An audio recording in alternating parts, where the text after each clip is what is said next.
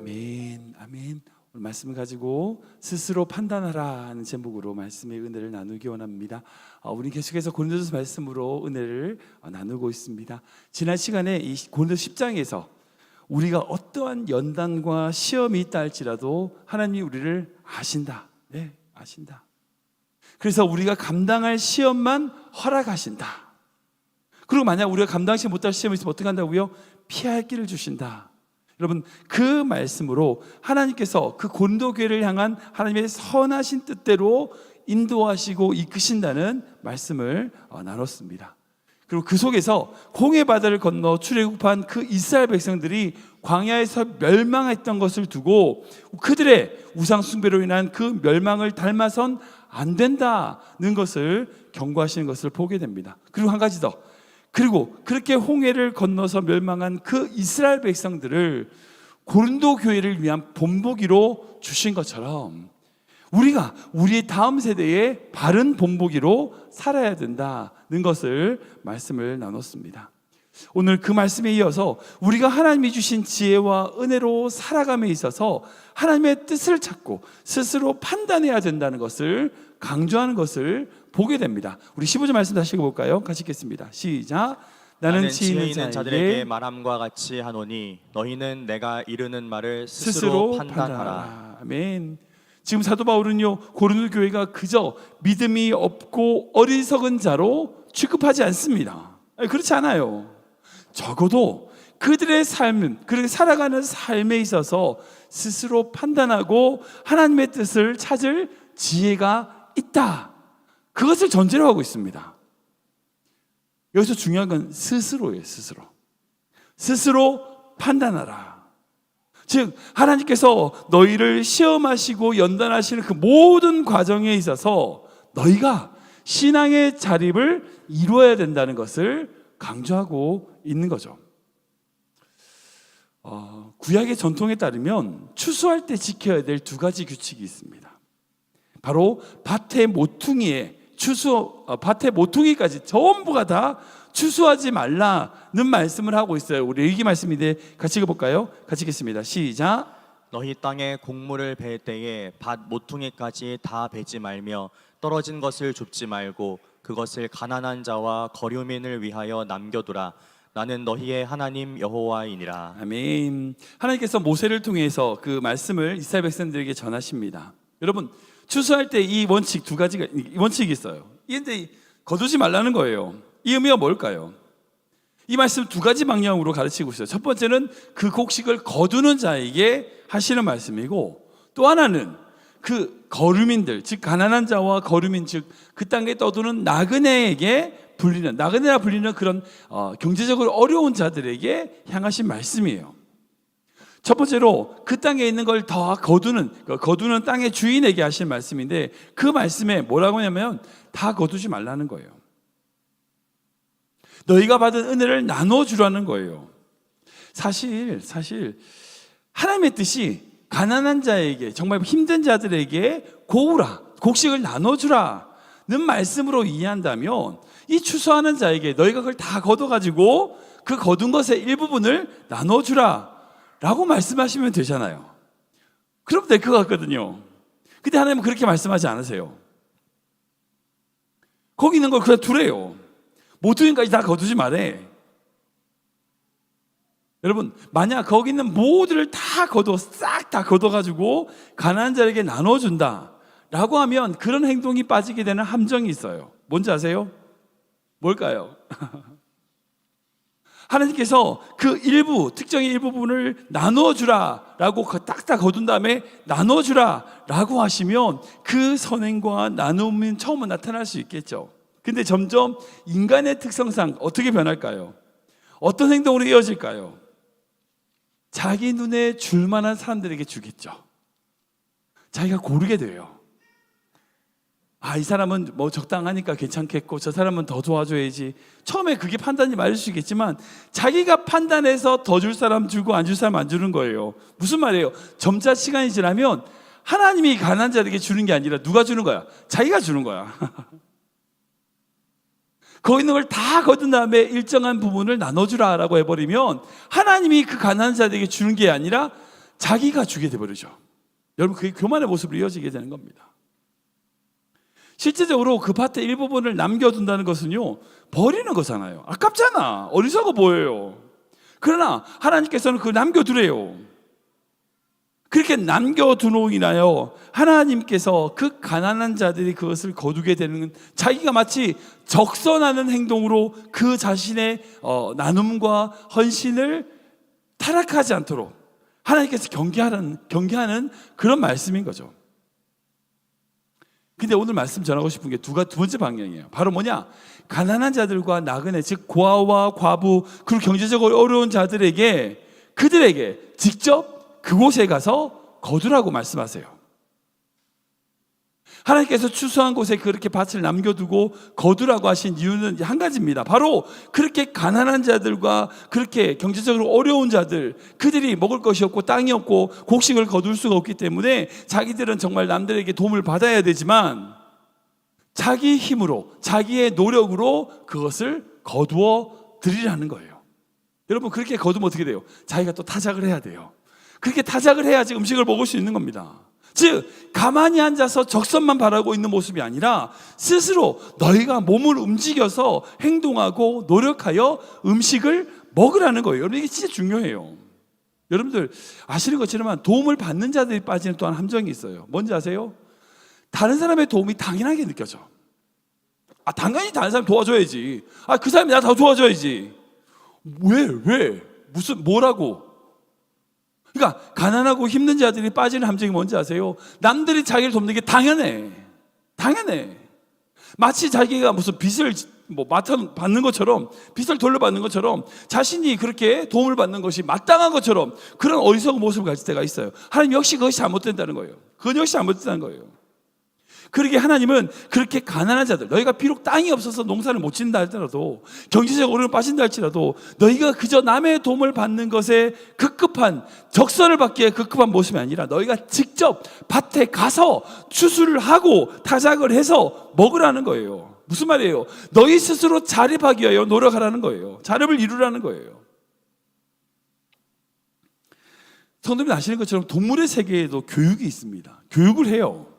어미가 새끼를 가르칩니다. 어미 사자는요, 새끼 사자에게 사냥하는 법을 가르칩니다. 어미 사냥은요, 새끼 사냥에게 산의 절벽을 타는 법과 어느 곳에 풀이 있는지를 가르쳐줘요. 어미 곰은 새끼 곰에게 연어를 잡는 법을 가르쳐줍니다. 여러분, 그 동물의 세계에 있어서 교육의 목표는 딱 하나예요. 분명합니다. 뭔지 아세요? 자립이에요. 자립. 생존이에요.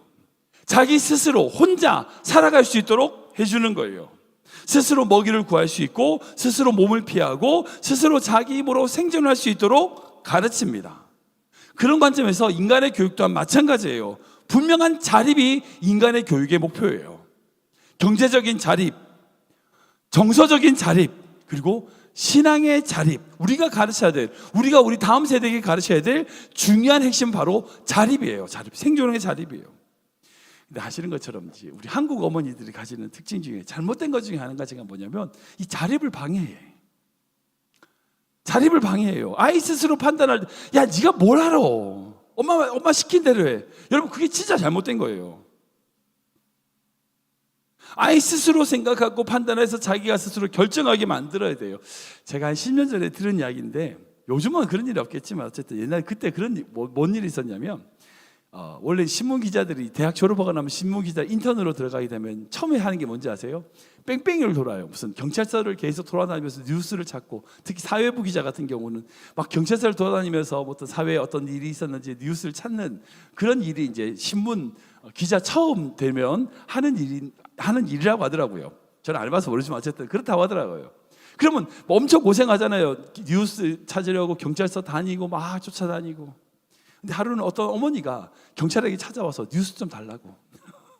알고 보니까 그 어머니가 자기 딸을 뒤에 태우고 막 운전해 다니면서 경찰서를 다니고, 딸은 뒤에 차에서 자고 있고, 엄마가 경찰서를 쫓아다니면서 경찰들한테 뉴스 달라고. 여러분, 그것만요 자기 딸을 위한다고 하죠. 절대 위한 게 아니에요. 그게 절대 위하는 게 아니에요. 그렇게 뉴스를 가지고 기사를 쓴들, 여러분 그 딸이 정말 제대로 된 기자가 되겠습니까? 하이웨이 맘이라고 하죠. 아이들이 모든 문제를 다 해결해 주는 거예요. 고스톱을 깔아주는 거예요. 여러분, 그런 부모가 절대 좋은 부모가 아니에요. 바른 교육이 아닙니다. 신앙생활도 마찬가지예요. 여러분, 우리 교회 사는 말씀 목회, 저는 그 말씀 목회 정말 중심에 두고 핵심에 두고 있어요. 근데 그 말씀 목회의 핵심이 뭔지 아세요? 성도들이 스스로 말씀에서 은혜를 찾는 거예요. 자기의 관점으로 자기의 그 말씀을 해석하고 분석하고 은혜를 찾아내는 거예요. 그게 말씀 목회의 가장 중요한 핵심이에요. 누가 해석해 주는 것을 그저 받는 게 아니라 아무도 알려주지 않는다 할지라도 스스로 말씀 안에서 의미를 찾고 하나님의 뜻을 발견해 나가는 것, 여러분 신앙의 자립을 이루는 것, 그게 말씀 목회의 가장 중요한 핵심이에요. 그런 관점에서 제가 목회자로서 제가 해야 될 제일 중요한 사역은 딴 게 아니에요. 우리 교회 성도들 한 분 한 분들이 신앙의 자립을 이루게 하는 거예요. 신앙의 자립을 이루게 하는 거예요. 저희의 설교나 저희의 목회, 이것에 매여가지고 그것만을 쫓아다니는 성도가 아니라 스스로 하나님의 말씀을 찾고 이해하고 누릴 수 있도록 가르치고 목회하는 것, 그것이 저의 목회자로서의 제일 중요한 사명입니다. 오늘 본문에서 사도 바울은 그 고린도 교회에게 이 부분을 강조하고 있어요. 우선 사도 바울은 이렇게 얘기하죠. 우리 12절 말씀을 다시 읽어볼까요? 같이 읽겠습니다. 시작. 그런즉 선줄로 생각하는 자는 넘어질까 조심하라. 아멘. 무슨 말씀이에요? 너희가 스스로 잘하고 있다, 나는 좋은 신앙이다 판단하지만 넘어지지 않을까 주의하라는 거죠. 근데 이것은 무엇을 전제로 하고 있어요? 너희가 서 있다는 거예요. 서 있다는 거예요. 그 고린도 교회가 이미 서 있음을 전제로 하고 있습니다. 너희가 서 있기 때문에 넘어질까 조심하라는 거죠. 서지도 않았는데 넘어질까 조심하라는 말을 하신 건 말이 안 되잖아요. 서 있으니까 너희가 조심하라는 거예요.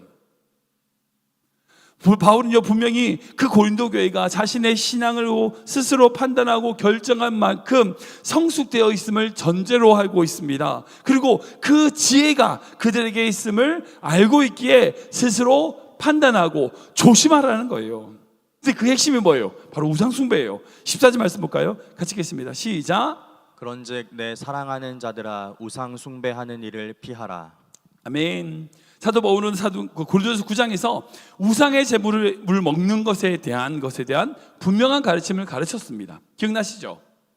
우상의 제물, 즉 시장에서 파는 그 고기들을 먹냐 먹지 않느냐를 가지고 고린도 교회에 갈등이 있었다고 그랬잖아요. 그때 사도 바울의 신앙은 뭐였어요? 그게 우리 신앙에 아무런 영향을 미치지 않는다, 아무런 영향을 주지 않는다. 그런데 그렇게 내가 고기를 먹음으로 말미암아 시험에 빠지는 자들을 위하여 자신은 고기를 먹지 않겠다는 결론을 내리는 것을 보게 됩니다.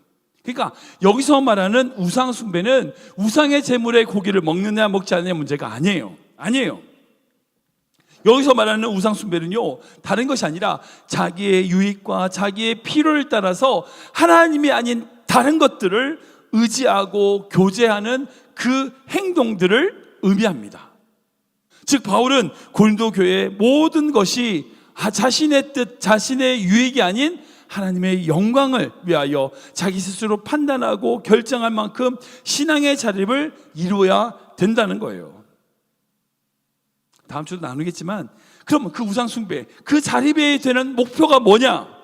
이것이 바로 핵심이에요. 31절 말씀인데 같이 읽겠습니다. 시작. 그런즉 너희가 먹든지 마시든지 무엇을 하든지 다 하나님의 영광을 위하여 하라. 아멘, 아멘. 이게 사도 바울이 지금 고린도 교회에 전하고 싶은 말씀의 핵심입니다. 그들이 스스로 자립하여 하나님의 앞에 서야 될 이유가 뭐예요? 그것이 하나님의 영광을 위한 거예요. 우상 숭배를 피하며 하나님의 뜻을 위하여 살아가는 이유가 뭐예요? 하나님의 영광을 위한 거예요. 모든 것이 다 하나님의 영광을 위한 삶으로 살아가야 된다는 거예요. 사랑하는 여러분, 지금 여러분의 삶은 어떻습니까? 지금 여러분은 하나님의 영광을 위한 삶을 살아가고 계십니까? 오직 주님의 영광을 위한 삶을 사시는 귀한 믿음의 성도 되시기를 주님의 이름으로 축원합니다. 말씀 정리하겠습니다. 오늘 말씀에서 사도 바울은요, 고린도 교회가 신앙적인 자립을 이루고 있다, 스스로 판단하라 라고 선언하고 있어요. 지혜 있는 자에게 말하는 것처럼 내가 너에게 말한다, 스스로 판단해라, 스스로 잘 결정해라. 어떤 결정이에요? 하나님의 영광을 위한 결정을 하라는 거예요. 너희의 모든 삶의 사역이 어떤 것으로 이어져야 돼요? 하나님의 영광으로 이어져야 된다는 것을 말씀하고 있다는 겁니다. 저는 우리 교회 모든 성도님들이 정말 우리 교회가 그 바울이 꿈꾸는 그런 교회 되기를 기도합니다. 온전히 신앙의 자립을 이루고 서로가 서로에게 본보기가 되며 서로를 세워주고 오직 주의 잔과 떡을 함께 받아 한 몸을 이루어 오직 주님의 영광을 위하여 그 영광을 드러내는 교회, 그런 모습, 그런 신앙인의 모습, 여러분 그런 모습이 우리 교회 성도들의 모습 되시길 주님의 이름으로 축원합니다. 먼저 여러분들 신앙의 자리를 이루셔야 돼요. 다른 사람의 신앙이 아닌 여러분들의 믿음으로 하나님을 고백하셔야 돼요.